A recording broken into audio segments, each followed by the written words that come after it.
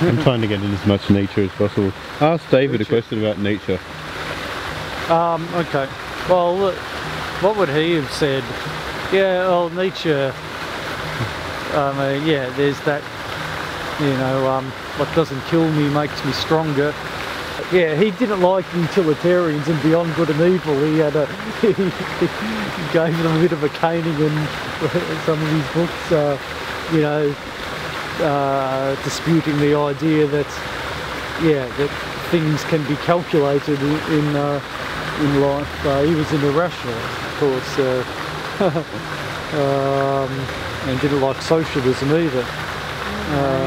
If one wants to, for instance, travel by car or fly by plane, should one have one's faith in will or irrationalism or passion, or should one trust calculation? When it comes to subjective well-being, is it best to use the felicific calculus or just what passion? Calculus? The felicific calculus. That's utilitarianism, the idea that one should systematically try to calculate what results will, what policy initiatives will lead to greater or lesser suffering. Right, based on a utility function of some sort. Yeah.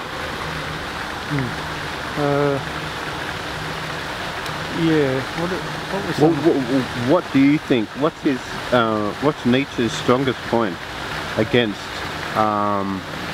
utilitarianism? Against utilitarian philosophy? I think he must have thought that. How can I say it? Well, nature is irrational, and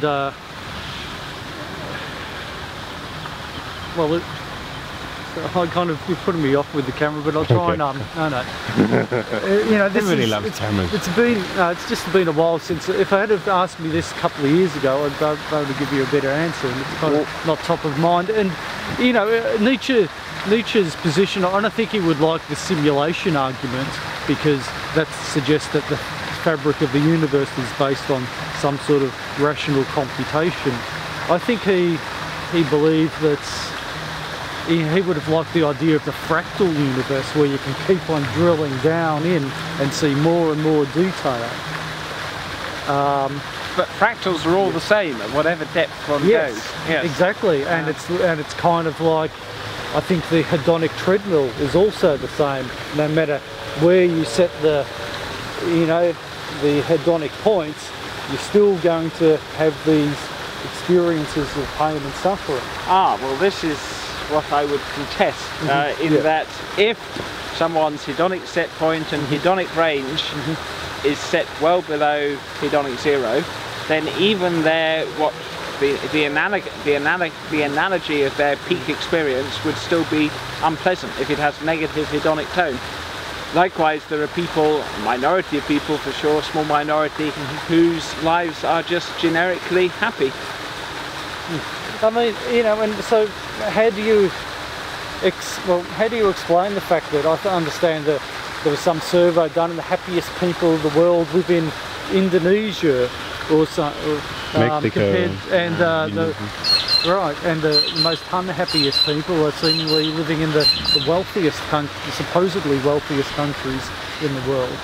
Well, this is the this particular genetic variant, the ADRA-B2 deletion variant, is associated, which is found in most Caucasians, but only in 10% of Rwandans, and it's associated with negative processing of stimuli, recalling the bad stuff.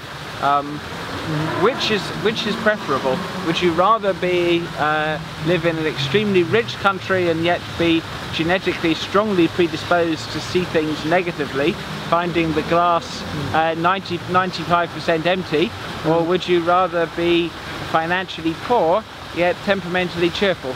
Well, going by your position, you would prefer to be a happy person in Indonesia, correct? Yep. Okay. Yeah, well, that's quite the two Davids. the opposite Davids. We should have an arm wrestle and see who wins. No, just kidding. No, there's consensus. I'm sensing that you pretty much agree with me, am I right? No substantive if point I of would like to disagreement. live in Indonesia or not, be a happy Indonesian, well, I guess, but you know, making that change. Oh, that's different, because yeah, going right now to Indonesia you'd probably find very stressful, particularly with your genetic makeup. But if you were just born with this particular genetic makeup, it might well be that the quality of your life would be richer. So rather than us patronising Indonesians, perhaps we should be envying them. Yes. Oh, no, it's simplistic to say, you know, one doesn't want to make it sound as though people in rich countries are all angst-ridden depressives, whereas people in third world countries are happy, smiley, God believers or anything like that. It's more highlighting the limitations of purely environmental manipulation. Highlighting, yes. Okay. Well, but maybe it's just that we've got the environmental. I mean, have we consciously created this environment?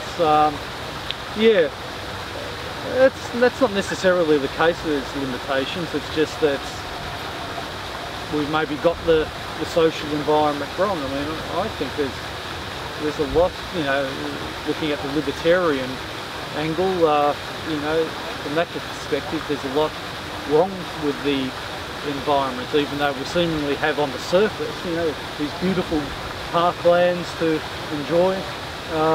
Is your life now being oppressed by the existence of state-imposed, significantly impairing your quality of life? Do you want to go for a walk? Do you want to sit somewhere? Well, there's a nice place actually in there. All of us have been through a state-imposed education system, so. Right. Do you think is there any examples of anarcho capitalistic?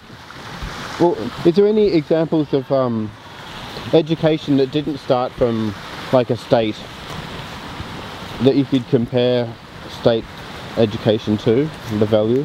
Like, yeah. Okay. Yeah. Well, I mean, like even like I think even most education, which is sort of free market, you know, had its roots in state-based education. Most what? Most private schools that aren't funded by the government, they probably are funded by the government. Oh, okay. In Australia. Oh. I think that's the big political bone of contention. How about sit there with a nice satin background? Compelling you to compete. Yeah, well, okay. Well, see, this is where I'm a Nietzschean. You see, I don't believe any of us. Right, David. So, depending on how you change the axioms, which are unaccountable, you can come to different conclusions. Wouldn't you agree? I don't know. If I am in agony, how do I get to a radically different conclusion from I don't want to be in agony?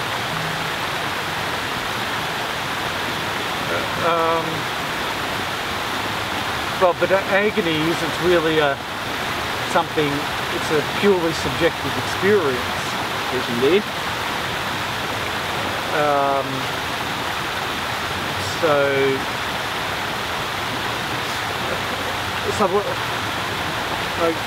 So what was your question again? From how do you objectively get out of that state of agony? Yes, I'm not clear what your objection is, you see, to...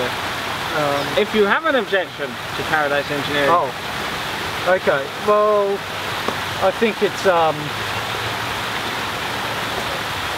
I think it would take away... Yeah, well, how I see the metaphysics is that, like as I said, the buoy and the floating on water, you know, we should, you know, embrace unhappiness and yes, try and sate it, fix it, become happy. We should be given the freedom to become happy, and then Yes, and then once we do become happy, we're going to get bored of that happiness, and there's going to be dissatisfaction will set in, and then we decide, okay, how can I fix this, and self-develop and what's the word? Self-actualise. But what if we decide to phase out the molecular signature of boredom, such that our lives vary from the absolutely fascinating to the merely interesting? Wouldn't that be preferable to a life of boredom and mild interest? A life whose default settings of interest and fascination are orders of magnitude richer than anything physiologically feasible now. Yeah. Again, that's kind of like a metaphysical erasing of half of the spectrum. It's not metaphysical insofar as it is looking down at the molecular biology of boredom and ennui and thinking, how can we edit these states out of the mind brain? Yeah. Do you mind being on camera, David? Pardon? Do you mind you being on camera? Okay. It's won over totally. Oh no, I can't really. It just goes against all my. I don't know. You know, maybe I suffer a bit of depression myself, but. Well, here's a question for both of you. Yeah. In relationships that you have with friends and with family members and with partners, the relationship is coloured by gradients of bliss, but also downtimes where you have an argument. But it's not necessarily that the arguments are all bad. Often that they help resolve things, and perhaps even the feelings too. Would you want to be in a relationship that was only coloured by the palette of pleasure and and happy thoughts, totally disregarding the palette of maybe confrontation and anger and even jealousy? Are these things you'd reject? I would love that, having experienced briefly, you know, such a relationship where it was bliss, but then we started arguing, and you know, and that's what made it so painful, you know, having lost that state of bliss. Yes, unfortunately our genes predispose us to argue with those we love.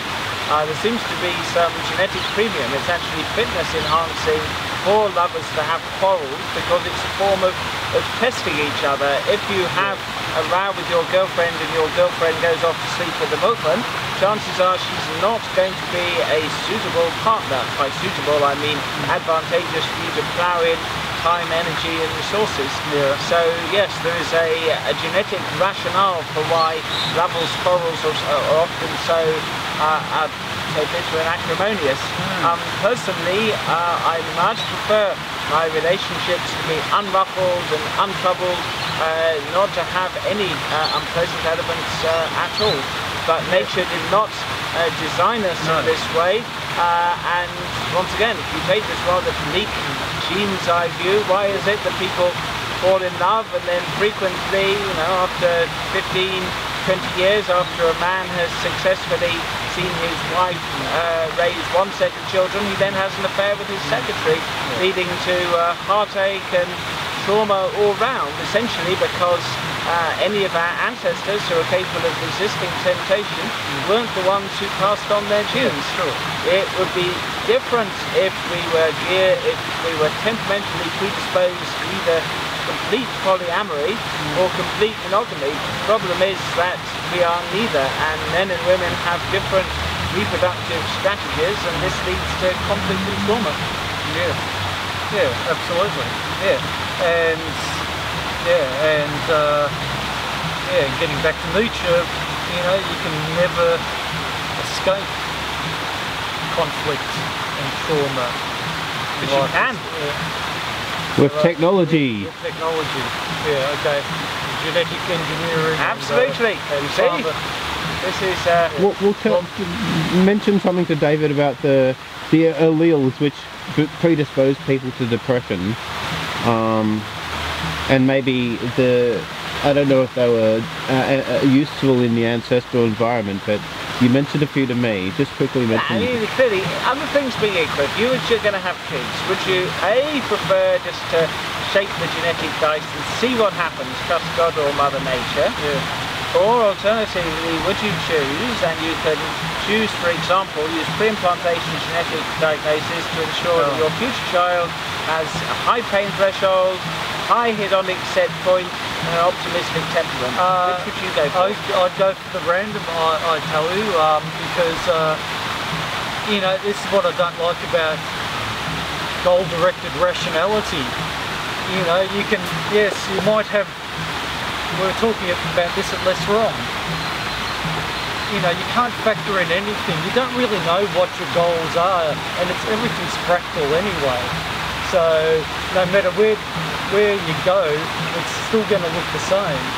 What is fractal about, for example, designing a car or an aeroplane? It's one wants, I trust, if one decides to go on a plane journey, to have a pilot who has a clear sense of where he's going and how to fly a plane. One wants the plane to be well designed. Now, likewise, when one creates or presumes to create a new form of organic life, I think, just shaking the genetic dice is akin to going to the casino, but with a child's life.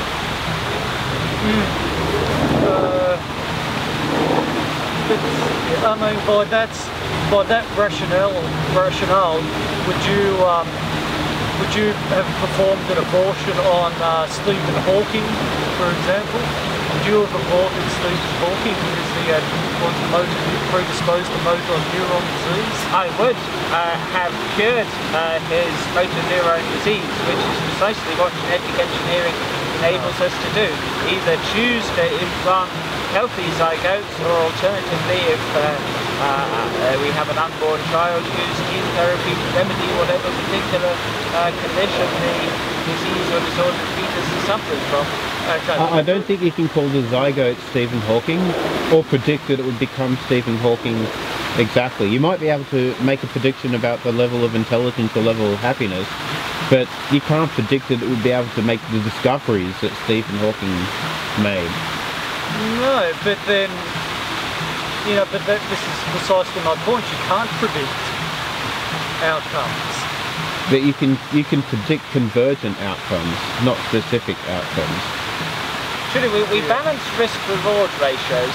If you see a small child drowning in a shallow pond, other things being equal, the ethically appropriate thing to do is plunge in and drag the kid out. Now, sure, the outcome can be disastrous. This actually happened. This is a concrete example that Monk, I believe, did drag out a 4-year-old drowning Hitler. But simply because of the possibility of a bad long-term or even bad short-term outcome, that doesn't mean to say that one lets small children drown. Sure. And likewise, when it comes to loading the genetic dice in favour of our children, is it really responsible just to leave it in the lap of the gods? Well, I think it should be more, you know, you're utilitarian based. I think action should be more principle based. For a start, utilitarianism is a principle, but second, one can, if one is a utilitarian, advocate, as I would, the principle that the sanctity of life should be enshrined in law. Because if one has that principle, the outcome is more likely to be favourable in ethical utilitarian terms. Yeah, it kind of seems a bit absoluteless, you know, at the risk of sounding, evil, that life should be, yes, it's a tough one. Yeah, I believe, not doing harm, but, I'd want to, I could probably imagine a case where it's desirable to, because in the case of self-defence, obviously, right, okay, so it's permissible to perhaps kill someone if he's clearly trying to kill you or somebody else. and determining that they're doing that is part of the problem. And I think, yeah, what was it Matt said that Matthew, what's his name? Matthew somebody, the Cryonacist, said that if, or was it you, David? Okay, you put people in a room with arbitrary debating points, and then they debate and you monitor their reactions and they're moderate, they're okay, but then you just put a gun, not loaded, but just a gun in the corner, and there's measurable differences in how they actually approach the debate and the levels of like a... They become more anxious and angry. But then my counter example would be if they each have a gun, a revolver, loaded revolver, each of them, and I would suspect that the debate would be a lot more politer in that circumstance. But anyway, that's getting on. I'm not sure how that's relevant here, but what we were talking about, oh yes, principle-based versus rational, measurable outcomes. So David, are you a value, a virtue ethicist? Yeah, I don't know the two. I think it would. I don't know the precise definitions of that, but I think, you know, yes, you should act according to the principle of not doing any harm, rather than you know, trying to guess outcomes, you know, a long way down the track. So yeah, if a woman becomes pregnant, you know, regardless of, you know, what diseases that baby has, you know, perhaps it's not right, you know, to automatically kill off that baby. Well, this is it. One can be a utilitarian and urge that life be treated as sacred. This is one option. One needs to weigh what will be the likely consequences of a society in which life is cheapened. Not the case that the utilitarian is less principled than the deontologist or the virtue theorist. I mean, there are. There's one example of utilitarianism, you know, where you know, objectionable outcome from utilitarianism would occur on the 5 people in a doctor's waiting room. Most objections. Yes, and he's got all these healthy organs, and the 4 others each need one of his organs. Would it be right to kill him and steal all of his organs to preserve the life of the 4 others? The utilitarian would say no. Would he? Yeah, but because the utility is because 1 versus 4. No, because this is it. It's a misconception of utilitarianism, because the society in which one dare visit one's doctor for fear that one's organs could be harvested would be a far less happy society than one where one can trust that one's doctor is acting in one's interest. Once again, so many of the arguments against utilitarianism rely on covertly utilitarian premises, i.e. that this alleged utilitarian policy implication follows. It doesn't. So, yeah, fair enough. Consensus, I hope.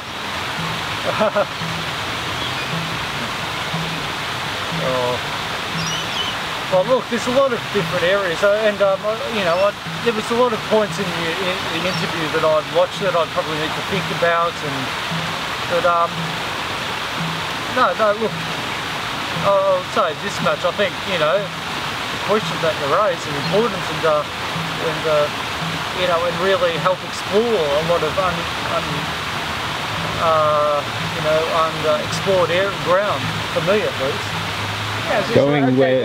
Boldly going where no man has gone before. We're back in the 1840s. Anesthesia. You know, there are some conservatives saying it's unnatural, if God had intended man to, etc., etc. Women who is born to suffer in childbirth and so on. Would you have sat on the fence saying that there are interesting arguments on both sides, or would you have weighed in and said, overwhelmingly there is a case for using anesthesia? Yes, yes, I would have. Yeah, sure. Look, and no, I wouldn't.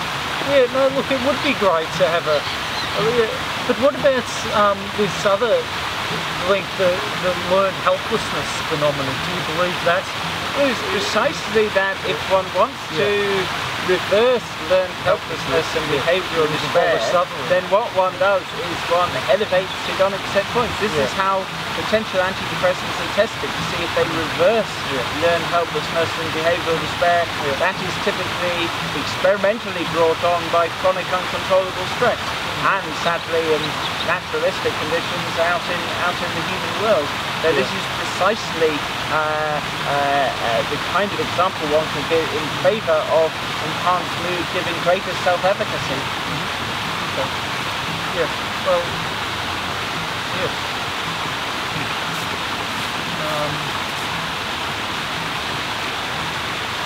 Let me just think about that.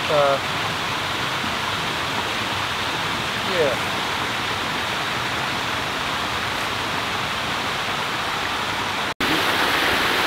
Interestingly, people with a hyperactive dopamine system, though they are strongly motivated, they often have a hint of paranoia about them. So it's not as though they are totally relaxed. Yes. It's strongly motivated. Okay. You could also say that about depressed people. So that was just B-roll, probably no noise. Let's go over there. There's a really nice. If that's open, it's a little glass house full of unique plants.